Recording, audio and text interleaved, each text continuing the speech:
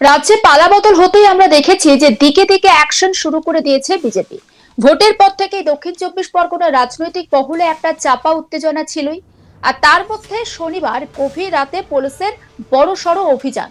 আর সেই বড়সড় অভিযানে একেবারে নতুন করে বিস্ফোরণ ঘটলো রাজনীতির অন্দরমহলে।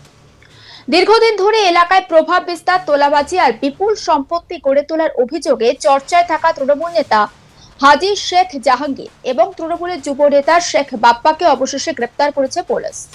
আর গ্রেপ্তারের পরেই সামনে আসতে শুরু করেছে কয়েকশো কোটি টাকা সম্পত্তির খোঁজ, যা ঘিরে এখন তীব্র চাঞ্চল্য ছড়িয়েছে মহেশতলা থেকে কলকাতা রাজনৈতিক মহল পর্যন্ত। মহেশতলায় অবশেষে বড় সাফল্য বলতে হচ্ছে পুলিশের। দীর্ঘদিনের জল্পনার অবসান ঘটিয়ে পুলিশের জালে ধরা পড়লেন তৃণমূল নেতা হাজী শেখ জাহাঙ্গীর এবং তৃণমূলের যুব নেতা শেখ বাপ্পা। তবে গ্রেপ্তারের পর সব থেকে বেশি চর্চায় উঠে এসেছে তাদের বিলাসবহুল জীবনযাপন এবং বিপুল সম্পত্তির বিষয়টি।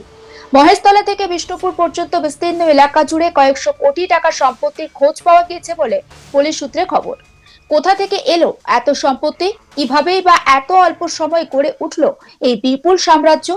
এই প্রশ্ন তুলতেই সরব হয়েছেন বিজেপি নেত্রী সোমা ঘোষ। তিনি দাবি করেছেন গোটা ঘটনায় নিরপেক্ষ এবং বিস্তারিত তদন্ত হওয়া উচিত। একবার শোনাবো আপনাদের বিজেপি নেত্রী সোমা ঘোষের বক্তব্য। ইতিমধ্যে আমরা প্রত্যেকেই অবগত হয়ে গেছি যে গতকাল জাহাঙ্গীর হাজী এবং যুবনেতা বাপ্পা শেখ দুজনকে পুলিশ অ্যারেস্ট করেছে এবং আজকে আদালতে তোলা হলে তাদেরকে 6 দিনের পুলিশ কাস্টাডি দেওয়া হয়েছে। বিভিন্ন কারণে এদেরকে অ্যারেস্ট করা হয়েছে। আগ্নেয়াস্ত্র মজুদ থেকে শুরু করে মহিলাদের প্রতি অত্যাচার এবং অন্যান্য অনেক রকম কারণ কিন্তু সাজিয়ে অ্যারেস্ট করা হয়েছে।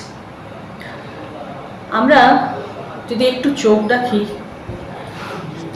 যেটা আমাদের তৃণমূল কালচারের বিষয়বস্তু, অত্যন্ত গুরুত্বপূর্ণ বিষয়বস্তু, এই জাহাঙ্গীর হাজী, যার বিরাট সম্পত্তি, কিন্তু আদতে সে কি করতো এটা কিন্তু আমাদের কারোর জানা নেই। তার সোর্স অফ ইনকাম কি ছিল যার জন্য সে এত বিরাট সম্পত্তির মালিক হয়ে উঠেছিল? এখানে তো সব থেকে বড় প্রশ্ন উঠে আসছে যে একজন জাহাঙ্গীর হাজী, যার সোর্স অফ ইনকাম আমরা কেউ জানি না, সেখানে কি করে সে মহিষকোট, আমাদের যে মহিষকোট আছে মাঝের পোল, এখানে 40 বিঘা জমি আছে। সাজুয়া যে বিএমসিটি আছে, বিলাসবহুল, এখানে তার একদম রাজপ্রাসাদ আছে, কয়েক কোটি টাকার রাজপ্রাসাদ। তারপর চটা কারবালা মোড়ে 30 কোটি টাকার একটা মার্কেট সে তৈরি করেছে। রায়পুরে যেখানে সে থাকে সেখানে একটা গেট বানাচ্ছে, সে গেটটা অন্তত মিনিমাম 1 থেকে 1.5 কোটি টাকা খরচা করে সে গেট বানাচ্ছে এবং তার বিলাসবহুল, কিন্তু সেখানেও তার বিলাসবহুল কিন্তু বাড়ি আমাদের চোখে নজরে পড়ছে। খুব আশ্চর্যের বিষয় যে আমরা আরো চারিদিকে, যে রায়পুর বাজার, স্কুল মাঠে, চারিদিকে রায়পুর মোড়ে বিলাসবহুল বহুতল বাড়ি আছে। মাজারের পাশে কয়েক বিঘে জমি নিয়ে এই যে গেটটার কথা বলছিলাম, বিলাসবহুল বাড়ির সঙ্গে গেটটাও তৈরি করছে। এখানে সব থেকে আমাদের সত্যি আমাদের জানতে ইচ্ছা করছে এবং সাধারণ মানুষ প্রশ্ন তুলুক যে কি এমন গুপ্তধন লুকানো ছিল, কোথা থেকে পেয়েছিল? মাটির তলা খুঁড়ে পেয়েছিল, নাকি গাছে এই গুপ্তধন পাওয়া যায়? আমাদের একটু জানতে ইচ্ছা করছে, যার এই অজ্ঞাত কারণে যে গুপ্তধন দিয়ে এত বিরাট বিলাসবহুল জীবনযাপন লিড করেছে এবং এত সম্পত্তির সে মালিক হয়েছে, তাকে স্বাভাবিক আছে এরা অ্যারেস্ট হবে।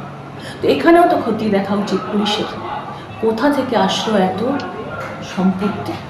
কি করে গজিয়ে উঠলো এত সম্পত্তি? কিসের জন্য? কি করেছে তার জন্য সে এত সম্পত্তির মালিক হয়ে উঠেছে? তৃণমূল নেতাদের গ্রেপ্তারি নিয়ে আমার কলিগ সঞ্জয় কুমার মাঝি তার রিপোর্টে কি রেখেছেন আসুন দেখায়।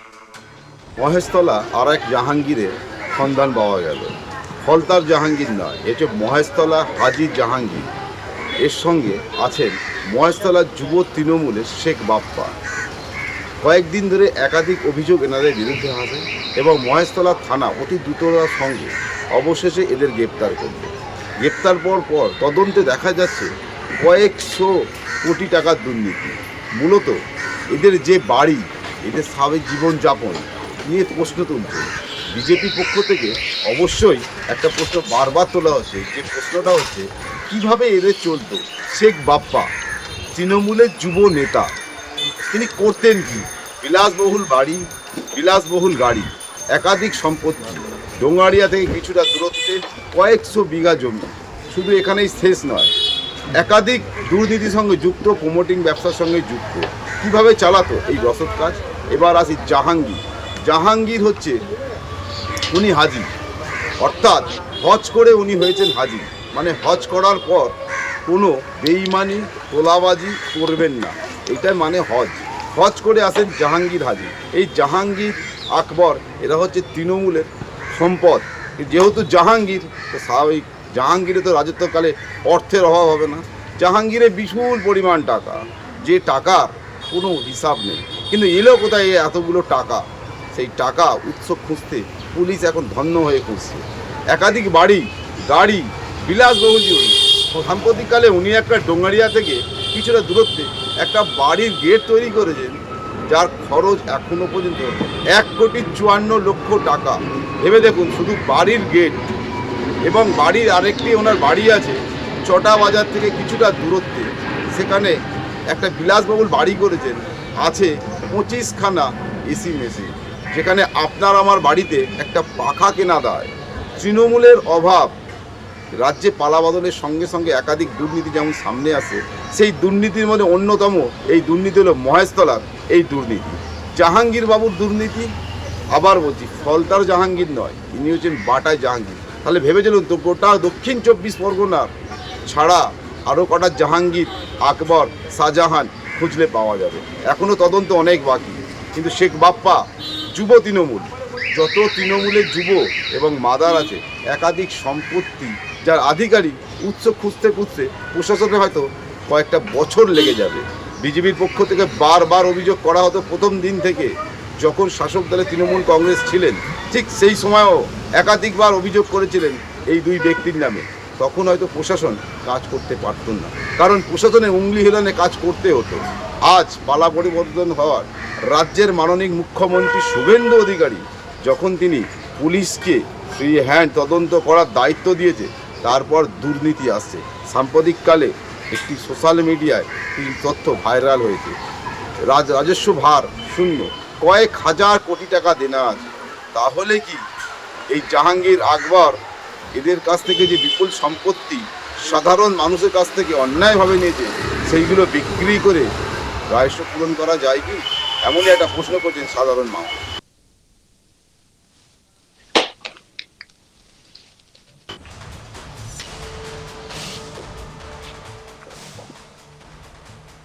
সমস্ত আপডেটের জন্য নজর রাখুন আজ তাক বাংলায়। সাবস্ক্রাইব করতে ভুলবেন না।